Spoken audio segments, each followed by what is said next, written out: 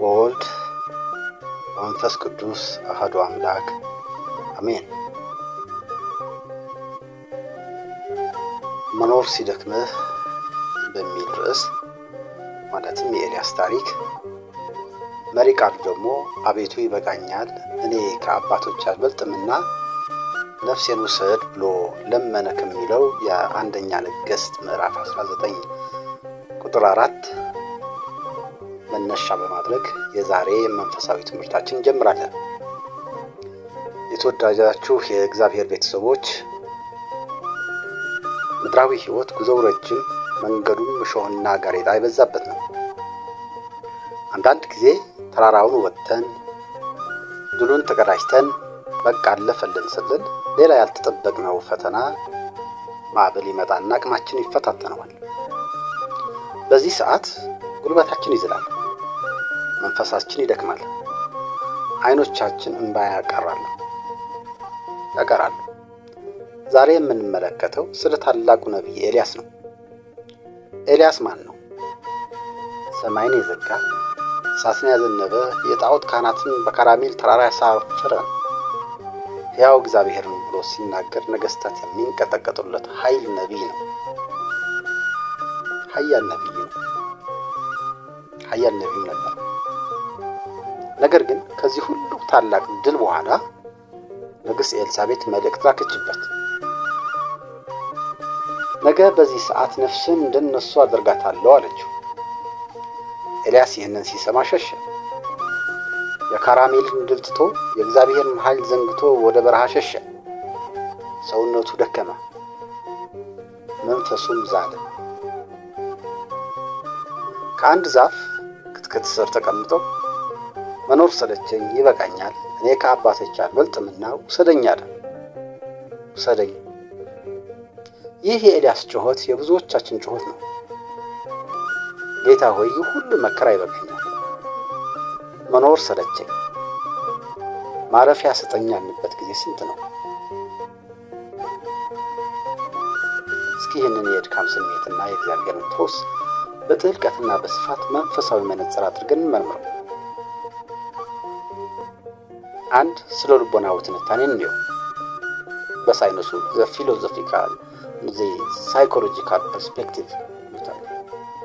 በዘመናዊ የስነ ልቦና ሳይንስ በርንአውት ሲንድሮም ይሉታል። ከፍተኛ የሥራ የስሜት መዛል የሚባል ከባድ የአእምሮ ሁኔታ አለ። ኤልያስ በካራሜል ተራራ ላይ ከፍተኛ የሆነ መንፈሳዊ አካላዊ ውጊያ አድርጎ ነበር። 450 የአል ካህናትን ብቻው ተጋፍቷል። ብቻውን ሕዝቡን አስተምሯል። ሰማይን በጸሎት ከፍቷል። ከዚህ ሁሉ ከፍተኛ የአድሬናሊን ፍሰትና ውጥረት በኋላ ሰውነቱ አእምሮ እረፍት ሲያጣ ድንገት የባዶነት ስሜት ተሰማ። ይህ በስነ ልቦናው ትንታኔ ነው። እንዴት እንደሚተነትነው ሳይንሱ ነው። ኤልያስ ከአባቶች አልበልጥምና ልሙት ሲል በእውነት መሞትን ፈልጎ ሳይሆን ይህ የሚያሰቃየኝ ሕመም፣ ፍርሃት፣ ጫና ይቁምልኝ ማለቱ ነበር። በስነ ልቦና ጥናት መሰረት ሰዎች ራሳቸውን ማጥፋት ወይም ሞትን የሚመኙት ሕይወትን ስለጠሉ ሳይሆን በሕይወቱ ውስጥ ያለውን ሕመም መሸከም ስላቃታቸው ነው። ኤልያስ የደረሰበት ደረጃ ይህ ነበር።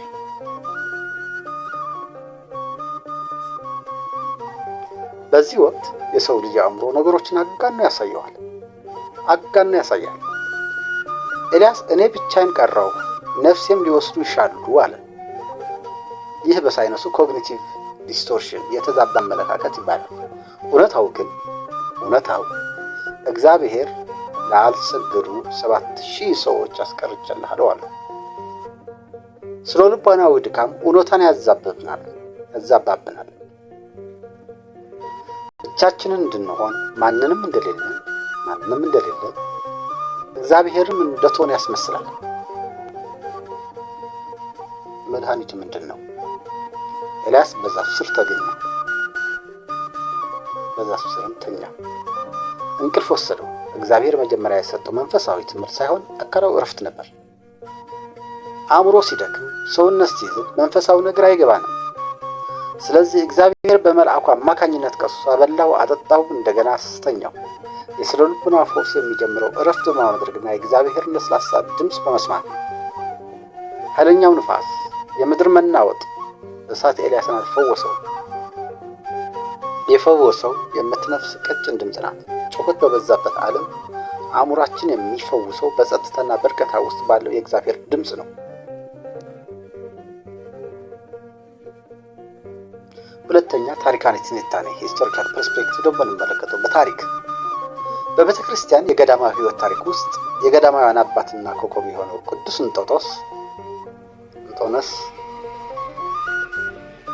እናንሳ።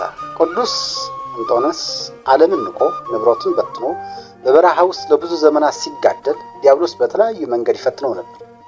አንድ ወቅት ላይ ግን ጦርነቱ ከውጭ ሳይሆን ከውስጥ መጣ። ከፍተኛ የመሰልቸት መንፈስ ወደቀበት። ይህ መንፈስ ምን ዋጋ አለው? በረሃ ውስጥ ብቻዬን ምን እሰራለሁ? ይህ ሁሉ ትግል ለምንድን ነው? የሚል ከባድ የድካም ስሜት አመጣበት።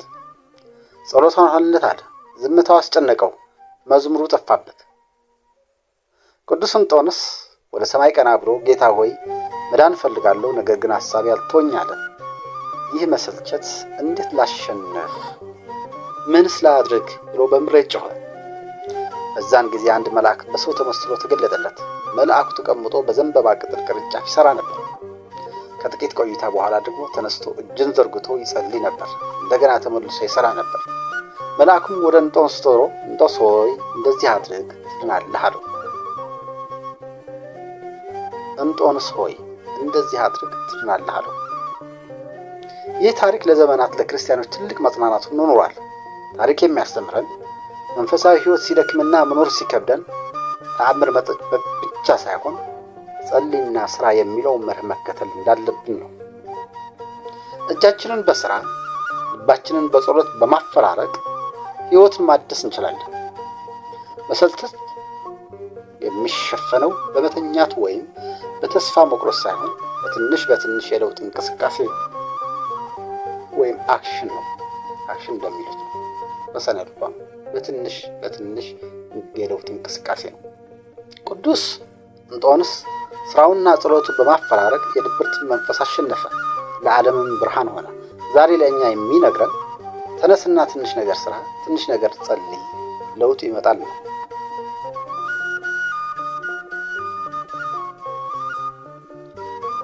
ሶስት አንድ ምናባዊ ታሪክ እንገራችሁ። ይህንን ጥልቅ የህይወት እውነት ለመረዳት አንድ ምናባዊ ታሪክ እንጨምር። በአንድ ወቅት በአንድ ታላቅ ኦርኬስትራ ውስጥ እጅግ ውድና ስሙ የታወቀ ቫዮሊኒስት ነበር። ይህ ቫዮሊን እጅግ አስደናቂ ልብን የሚነካ ሙዚቃ ይጫወት ነበር። ነገር ግን የቫዮሊኑ ክር ሁልጊዜ እንደተወጠረ እንደተላጠጠ ነበር። ክሩ ማረፍ ፈልጎ ነበር። አንድ ቀን ምሽት ክሩ ሙዚቀኛው በኋላው ሐሳስ ድምፅ እንዲህ ብሎ መለመነው። ጌታዬ እባክህ ዛሬ ማታ አላላልኝ። ሁልጊዜ እንደተወጠርኩ መኖር ደከመኝ። እንደ ሌሎች የተበጠሱ ክሮች ወይም ሳጥን ውስጥ እንዳሉ ገመዶች ዝም ብዬ መተኛት መፍታት እፈልጋለሁ። ይሄ ውጥረት ሊቆርጠኝ ነው፣ እያመመኝ ነው። ምናባዊ ታሪክ ነው። ለምሳሌ ነው የምሰጣችሁ። እንጂ አይናገርም፣ ቫዮሊን አይናገርም። ሰው ግን ምሳሌ እንዲሆናችሁ ብዬ ነው። ሙዚቀኛው ቫዮሊኑን በረጅሙ ተመለከተው። በእርጋታና በፍቅር ፈገግ አለ። ከዚያም እንዲህ አለው፣ ወዳጅ ሆይ ያንተን ህመም ይሰማኛል። ነገር ግን አንድ ሚስጥር ልንገርህ። አንተን የማለልህ ከሆነ እኮ ዋጋ የለህም። አንተን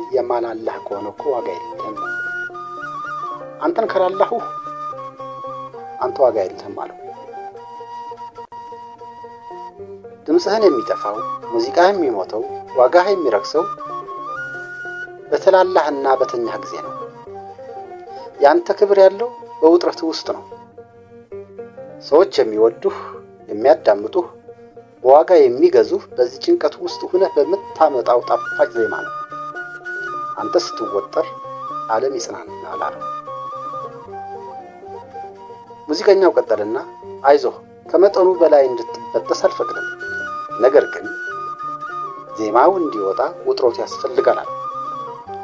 ክሩም ይህንን ሲሰማ በውጥረቱ ውስጥ ሆኖ ማመስገን ጀመረ። አመሰገነ። ለካ ሰው የሚያበክረኝ ስለተወጠርኩ ነው አለ። ወዳጆቼ ኤልያስም ሆነ